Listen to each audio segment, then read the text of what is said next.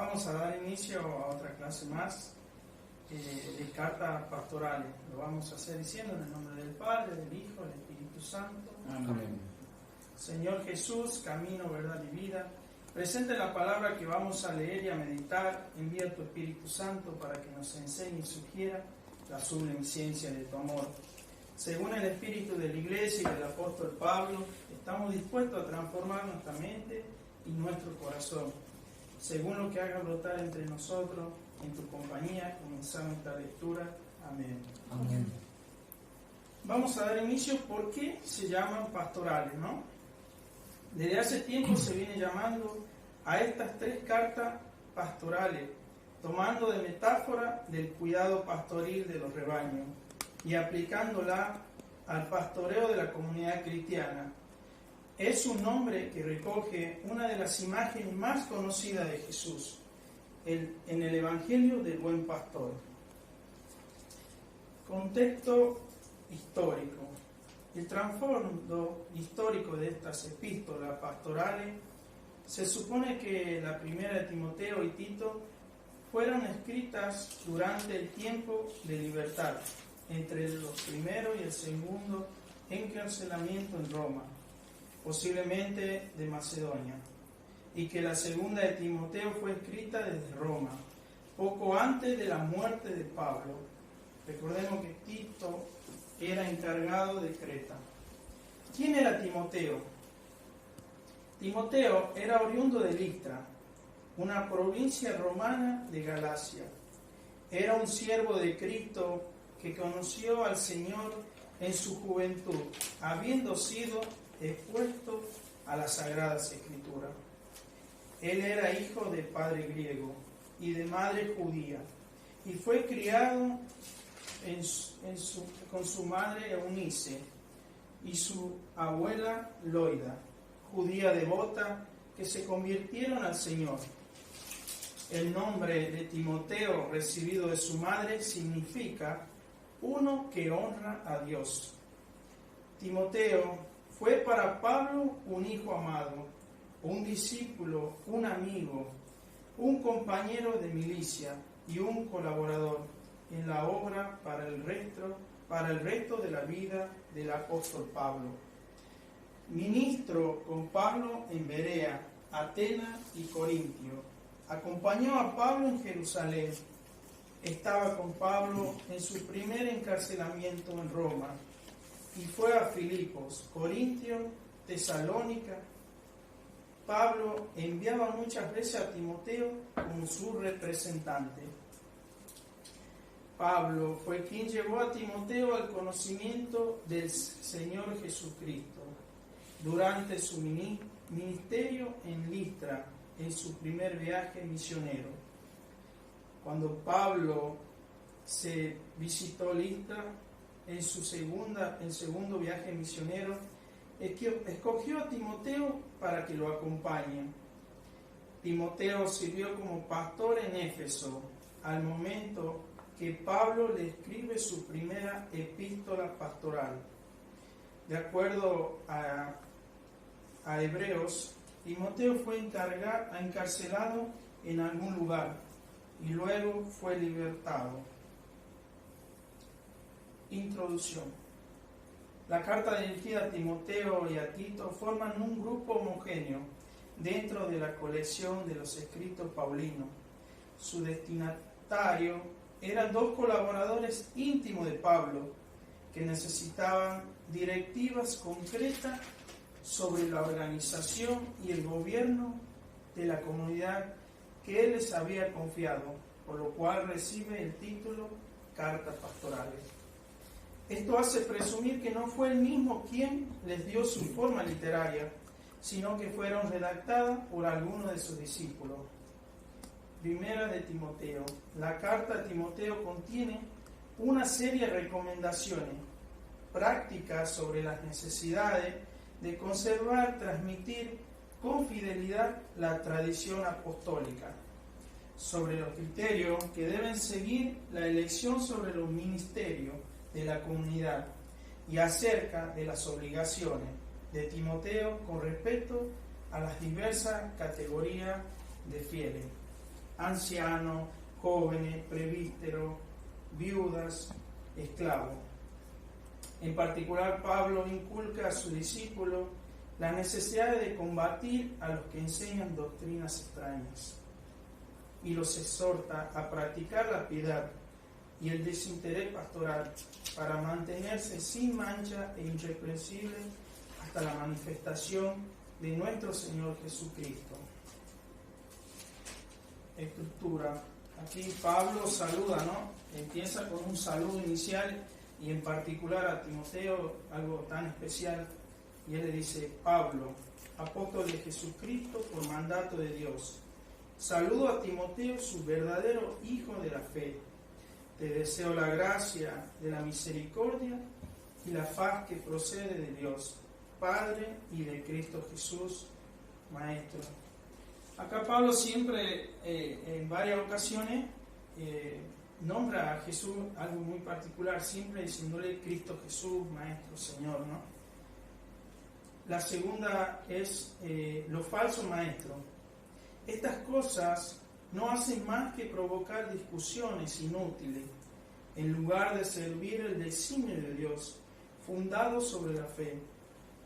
Por haberse apartado de estos, algunos terminaron en pura palabrería y pretendiendo ser maestros de la ley, en realidad no saben lo que dicen ni lo que afirman con tanta seguridad. El verdadero alcance de la ley. Ya sabemos que la ley es buena si se la usa debidamente, es decir, si se tiene en cuenta que no fue establecida para los justos, sino para los malvados y rebeldes, los impios y pecadores. En una palabra, la ley está en contra de todo lo que se opone a la sana doctrina. La vocación de Pablo. Doy gracias a nuestro Señor Jesucristo porque me ha fortalecido y me ha considerado digno de confianza, llamando a su servicio a pesar de mi blasfemia, persecuciones e insolencia anteriores, pero fui tratado con misericordia, porque cuando no tenía fe, actuaba con ignorancia. Recordemos que Pablo, camino a Damasco, ¿no? A través de sus persecuciones con los apóstoles, tratando siempre de ponerle barrera, de perseguirlo, de que la palabra no llegue realmente a los oídos de los cristianos, ¿no? Siempre tratándolo de matarlo, buscándolo, persiguiéndolo. Ahí se le aparece una luz, ¿no? Muchos sabemos que yendo a Damasco se le aparece esa luz y donde Jesucristo le dice: Saulo, Saulo, ¿no? ¿Por qué me persigues? Yo creo que ahí todavía Pablo no se dio cuenta lo que realmente él estaba haciendo, hasta que Jesús mandó a uno de sus discípulos a que le devolviera la vista, a que lo bautizara como hijo en Cristo, ¿no? Eso es importante porque creo que Jesús también sabía lo que Pablo tenía como virtud, ¿no? En lo que representaba en toda su vida. Nosotros hemos hecho la vida de Pablo desde un inicio, recordando los estudios que tenía, muchas virtudes personales que él tenía para dar, ¿no? Tantas lenguas que hablaba, en las escuelas que él estudiaba. O sea, él estaba preparado para poner todo lo que él quizá estaba equivocado o estaba ignorantemente, y que Jesús vio que él podría dar más de lo que podía dar, ¿no? Actuándolo en el bien. Entonces creo que ahí Jesús tomó a Pablo como un discípulo más, ¿no? Y sin haberlo conocido Pablo, ¿no? Porque recordemos que Pablo no lo conocía a Jesús, digamos, en el rostro y todo, y sin embargo caminó como cualquier discípulo y hasta llegó a dar la vida, ¿no? Por la palabra, por el mensaje que Cristo quería, ¿no? Recomendación a Timoteo, dice, ¿no? Otra es que es también parte de la estructura. Hijo mío, te hago esta recomendación conforme a lo que se dijo de ti, por inspiración de Dios, a fin de que luche valientemente, conservando la fe y la buena conciencia. La oración litúrgica, dice. Antes de todo, te recomiendo que se hagan peticiones, oraciones, súplica y acción de gracia por todos los hombres. Esto es bueno y agradable a Dios, nuestro Salvador, porque Él quiere que todos se salven y lleguen al conocimiento de la verdad. El jefe de la comunidad dice. Por eso, el que preside debe ser un hombre irreprochable, que se haya casado una sola vez, sobrio, equilibrado, ordenado, hospitalario y apto para la enseñanza, que sepa gobernar en su propia casa y mantener a sus hijos en la obediencia con toda dignidad. Los diáconos. De la misma manera, los diáconos deben ser hombres respetables, de una sola palabra, moderados en el uso del vino y enemigos de la ganancia deshonesta. Primero lo pondrán a prueba y luego, si no hay nada que reprocharle, se lo admitirá al diaconado. Que las mujeres sean igualmente dignas, discretas para hablar de los demás, sobrias y fieles en todo. El misterio de Cristo. Así sabrás cómo comportarte en la casa de Dios. En efecto, es realmente grande el misterio que veneramos. Él se manifiesta en la carne, fue justificado en el Espíritu, contemplado por los ángeles, proclamado a los paganos, creído en el mundo y elevados a la gloria. El falso ascetismo. El Espíritu afirma claramente que en los últimos tiempos habrá algunos que renegaron de su fe para entregarse a espíritus seductores y doctrinas demoníacas, seducidos por gente mentirosas e hipócrita. Esa gente proscribe el matrimonio y prohíbe el consumo de determinados alimentos que Dios creó para que los creyentes y los conocedores de la verdad lo comieran dando gracia. Todo lo que Dios ha creado es bueno y nada es despreciable si se lo recibe con acción de gracia, porque la palabra de Dios y la oración lo santifica. Ahí creo que a más de uno se nos viene la imagen de la Eucaristía, ¿no? Del cuerpo de Cristo, ¿no?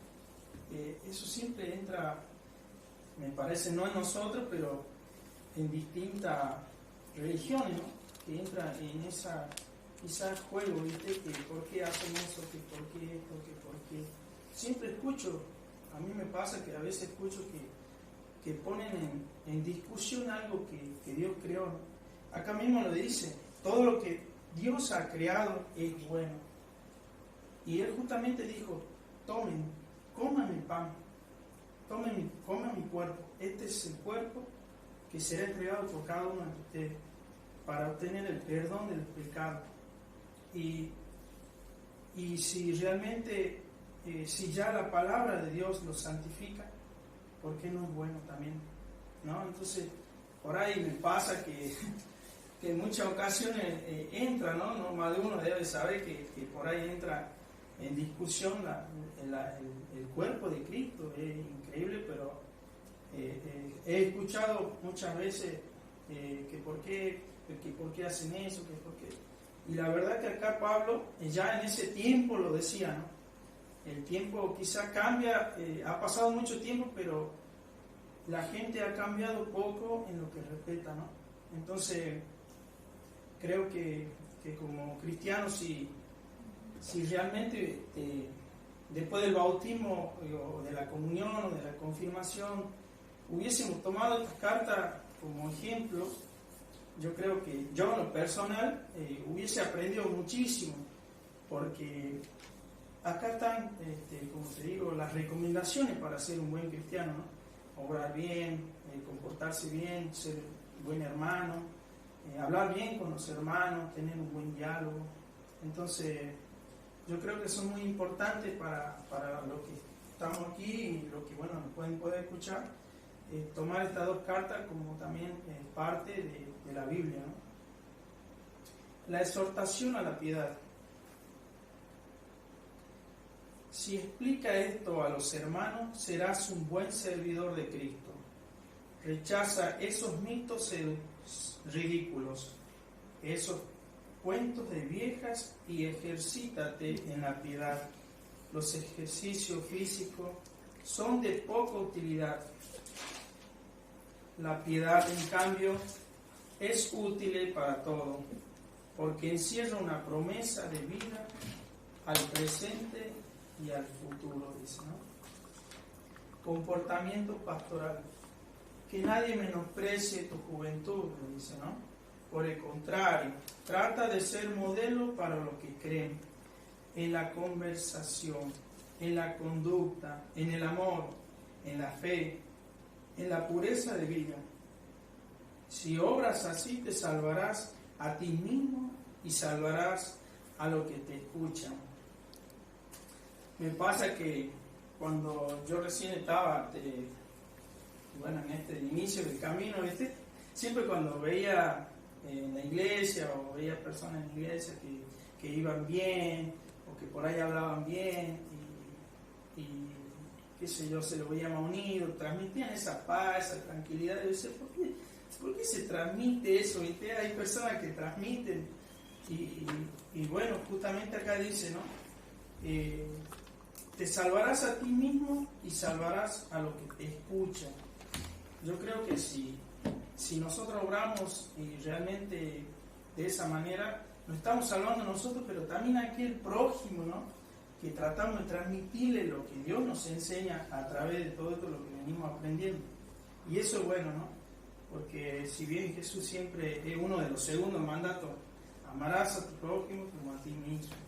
Yo creo que es bueno, ¿no? Para nosotros transmitir todos los mandamientos, ir a la misa. Yo creo que la persona también va entrando en una serie de que por ahí te ven, ya con tan solo verte, de que cómo uno actúa y se siente en lo personal, en el corazón, tiene un corazón tranquilo, limpio. Yo creo que es importante también, ¿no? El amor fraterno, dice, no reprendas a un anciano, sino exhórtalo como un padre. Trata a los jóvenes como hermanos, a las ancianas como a madre, con toda pureza. Las viudas, ¿no? Honra y atiende a las viudas que realmente están necesitadas. Pero si alguna viuda tiene hijo o nieto, estos deben aprender primero a cumplir con sus deberes familiares y a ser agradecido con su padre, porque eso es lo que agrada a Dios. Hay viudas que son realmente que se han quedado solas y tienen puesta su confianza en Dios, consagrando su vida y noche a la súplica y a la oración. Para estar inscrita en el grupo de las viudas, una mujer debe tener por lo menos 60 años y haberse casado una sola vez. No inscribas, en cambio, a las viudas más jóvenes, porque cuando los deseos puramente humanos prevalecen sobre su entrega a Cristo, quieren casarse otra vez y se hacen culpables por falta de compromiso. Yo creo que más allá de enseñanza, ¿no? No sé, acá Pablo trata de quizá, como quien dice, ¿no? Pastorearnos de una manera u otra, enseñarnos, guiarnos para donde nosotros, como buen rebaño, donde tenemos que ubicarnos, cómo nos tenemos que manejar, ¿no? Como buen cristiano, como quien dice, ¿no? Y él trata de recomendar eso, ¿no? A Timoteo, que recomiende a las viudas, que los hijos las cuiden. A mí me ha pasado en lo personal que cuando mi mamá queda viuda, me solía salir ya prácticamente del corazón como un hijo, cuidarla, ¿no? Y ahora veo que mi mamá vive con sus nietos y todo, y veo que el amor ya es compartido, ellos las cuidan, las hacen reír.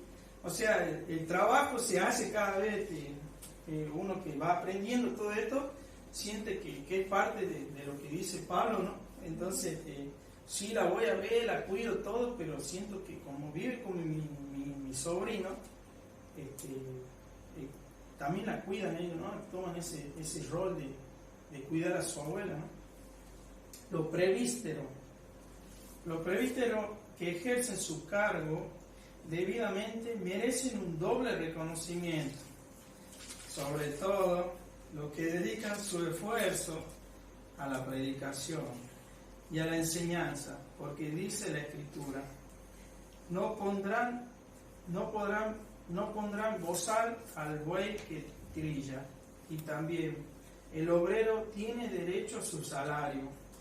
No admitas acusaciones contra un presbítero, por menos que estén avaladas por 2 o 3 testigos.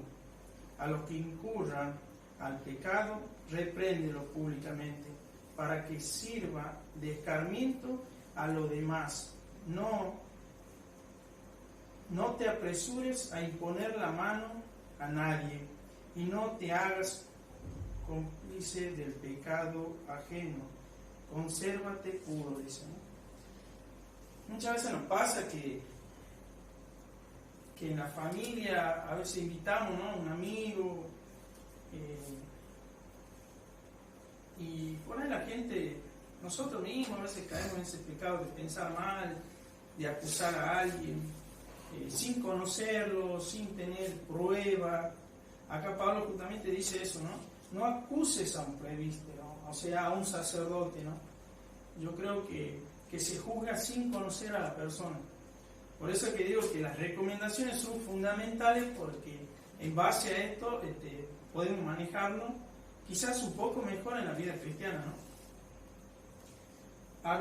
Advertencia personal, dice: a causa de tu frecuente malestar estomacal, no bebas agua sola, toma un poco de vino, le dice. Los pecados de algunas personas son tan notorios que no necesitan ser llevados a juicio. Los de otras, en cambio, solo se descubren después de la misma manera. Las buenas obras están a vista, y las que no lo son ya se pondrán de manifiesto. Viste que a veces decimos, no, tenemos un dicho, no va lejos el que va en la anca, decimos nosotros ya en Chaco. Y muchas veces pasa que por ahí, viste, en el sentido de que por ahí decimos, no, pero no va a llegar lejos así, hermano, trata de no comportarte así, eso. En algún momento va a salir a la verdad, viste, que a veces no lo decimos, digamos, como lo